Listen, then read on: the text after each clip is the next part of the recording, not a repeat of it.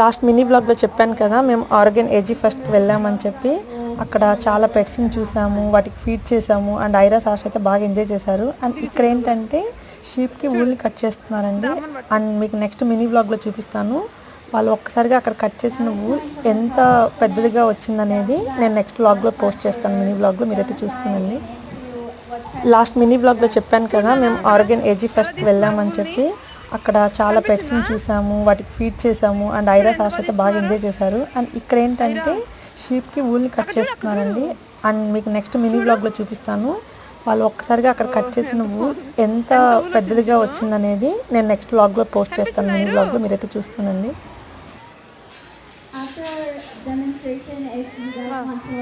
Behind me, they're spinning wool into yarn, and you can see how that process goes.